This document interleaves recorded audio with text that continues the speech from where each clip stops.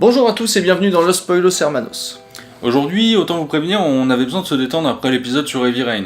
Donc on va vous parler d'un jeu que les critiques qualifient régulièrement de chef-d'œuvre, mais cette fois à juste titre selon nous. Oui, aujourd'hui on va vous parler d'un bon jeu, The Last of Us, sorti en juin 2013 sur PlayStation 3. C'est un action survival, un jeu un peu comme Resident Evil 4 si vous voulez. Ça a été édité par Sony et développé par Naughty Dog, la bande de joaillerie à qui on doit Crash Bandicoot, Uncharted ou Jak and Daxter. Le jeu est ressorti en 2014 dans une version remaster qui incluait l'extension sur PlayStation 4, et c'est d'ailleurs la version qu'on a utilisée pour préparer cette émission. Alors mesdames, messieurs, attention, car aujourd'hui on va vous spoiler The Last of Us.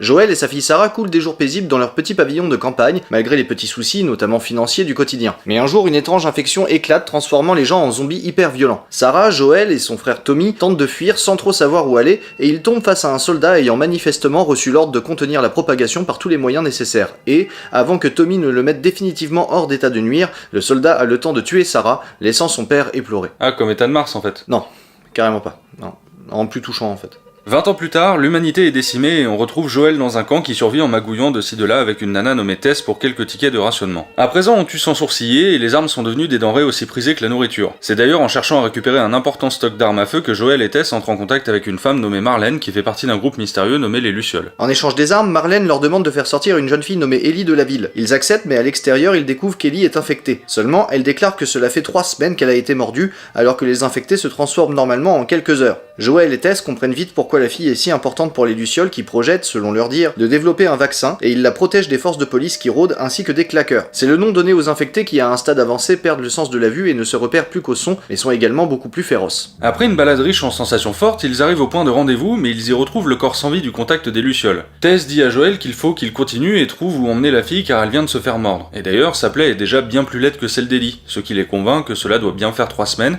et qu'elle est bien immunisée contre l'infection. Joël et Ellie abandonnent Tess derrière eux et se dirigent vers chez Tommy, le frère de Joël qui connaît les Lucioles et pourrait leur donner des renseignements sur où emmener Ellie. Ils font un crochet par la ville de Bill, une connaissance de Joël qui leur fournit une voiture. Ils font un bon bout de chemin grâce à ça et prennent le temps de plus s'échanger. Mais ils tombent dans une embuscade. En fait, c'est un petit peu comme dans The Walking Dead, la pire menace c'est pas les zombies, mais c'est les types qui veulent ce que tu as. Joël et Ellie luttent contre les chasseurs et Ellie commet son premier meurtre. Ils parviennent à s'enfuir et font la rencontre d'Henry et son petit frère Sam qui eux aussi sont à la recherche des Lucioles. Ils font un bout de chemin ensemble, se protégeant les uns les autres des chasseurs et des claqueurs, mais leurs routes se séparent quand Sam se fait mordre. Henry abat son frère transformé avant de se donner la mort. Ils arrivent finalement, et après plusieurs mois de marche, chez Tommy. Le frère de Joël accepte d'emmener Ellie aux Lucioles, mais celle-ci n'accepte d'y aller qu'avec Joël. Et évidemment, on sent qu'une relation père-fils s'installe entre les deux personnages. Tommy leur confie un cheval et l'adresse du laboratoire des Lucioles, l'université Est du Colorado. Joël et Ellie s'y rendent pour découvrir que les Lucioles ont déménagé et sont maintenant à Salt Lake City, ce qui n'est pas la porte à côté. Au moment de repartir, ils sont attaqués par des chasseurs et Joël est gravement blessé. Ils s'en sortent grâce à Ellie. L'hiver arrive et Ellie est seule à chasser pour 2 car Joël ne peut absolument pas bouger. Alors qu'elle vient d'abattre un cerf, elle fait la rencontre de 2 types qui disent avoir un campement et qu'ils auraient bien besoin de ce cerf pour nourrir tout le monde là-bas. Ellie accepte de l'échanger contre des antibiotiques pour soigner Joël. Elle reste avec un des 2 types pendant que l'autre part à son campement pour aller chercher les médicaments. Mais le gars lui révèle qu'ils font partie d'un groupe de chasseurs que Joël et Ellie ont combattu.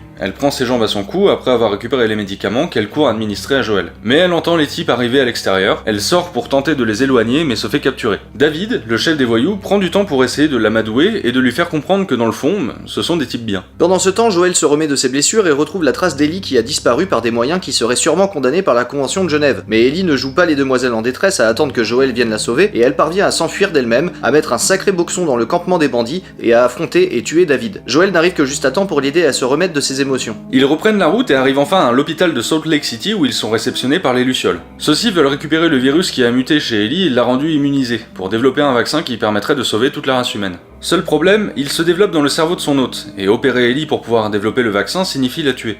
Et Joël semble moyennement d'accord avec ça. Il affronte alors les Lucioles et va rejoindre Ellie à la salle d'opération. Il y assassine les médecins et emmène Ellie sous anesthésie générale jusqu'au parking pour voler une voiture et s'enfuir. Il est rejoint par Marlène qui tente de dissuader Joël en lui rappelant que c'est l'avenir de toute l'humanité qui est en jeu et qu'ils agissent en accord avec la volonté même d'Ellie. Quand Ellie se réveille, elle est dans la voiture avec Joel au volant qui lui apprend qu'en fait, elle n'est pas la seule. Il y a plein de gens immunisés, mais ça ne mène nulle part. Ils ont arrêté de chercher un vaccin et il ne leur reste plus qu'à rentrer. C'est bien sûr faux, la vérité c'est que Joel a assassiné Marlène pour ne pas qu'elle cherche à retrouver Ellie, puis il s'est enfui avec elle. Ils continuent donc la route tous les deux et à un moment elle lui demande ça. Jure-moi qu'absolument tout ce que tu m'as dit à propos des Lucioles est vrai. Donc lui répond. Je te le jure. Et elle répond avec ce regard. Ok.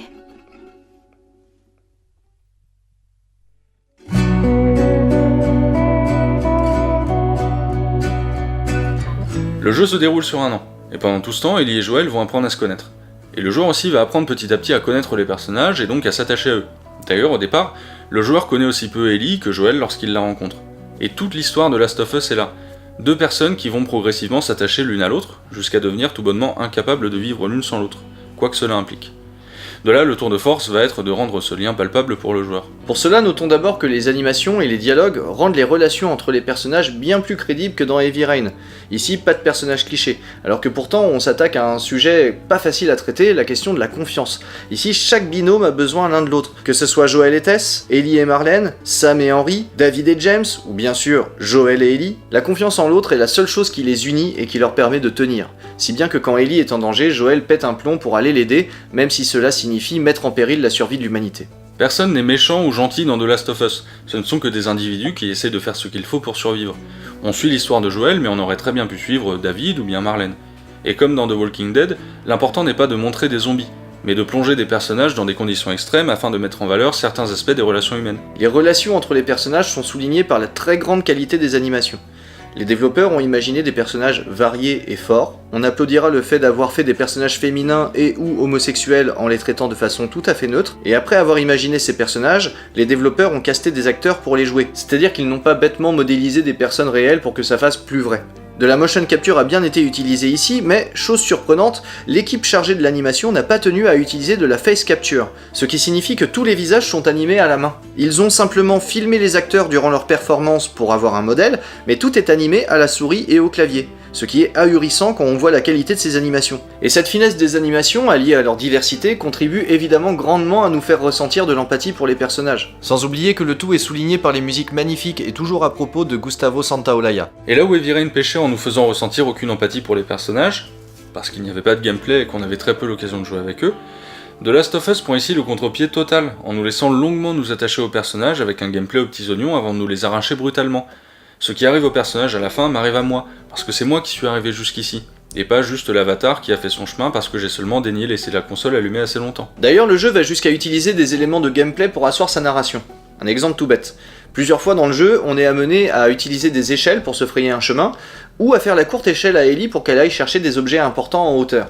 Après avoir bien installé ces éléments de gameplay, Ellie vit une expérience traumatique, sa rencontre avec David, et elle a du mal à penser à autre chose. Et au lieu de faire passer ça avec un dialogue chiant du type « Oh là, ça va pas trop toi en ce moment, allez, reprends-toi », le jeu nous met face à une situation où on doit faire grimper Ellie en hauteur pour qu'elle fasse descendre une échelle. Mais Ellie est restée en arrière, perdue dans ses pensées, prostrée sur un banc. Avant de poursuivre, il faut donc l'interpeller. Ellie! Quoi? L'échelle, j'attends. Ouais. Bon, c'est tout con bien sûr, mais il y a un vrai sens du réel là-dedans, et ça nous fait même pas sortir du jeu avec une cinématique à deux ronds. On pourrait bien raconter ici action par action The Last of Us, ça serait pas plus parlant. Il faut vraiment faire le jeu. Pour le coup, ça n'aurait pas autant de sens en film ou en livre ou n'importe quel autre média. Et c'est paradoxal au final, car toute l'histoire de The Last of Us est complètement figée. Contrairement à Heavy Rain, nos actions n'influencent pas du tout la teneur de la cinématique de fin. Les seuls choix que nous ayons, c'est d'attaquer frontalement un claqueur, de le contourner ou de le prendre par surprise. Mais ce sont ces choix-là qui nous impliquent dans l'histoire, bien plus que si on nous donnait le choix de sauver Ellie ou non. L'implication du joueur est renforcée par la très grande crédibilité de l'univers.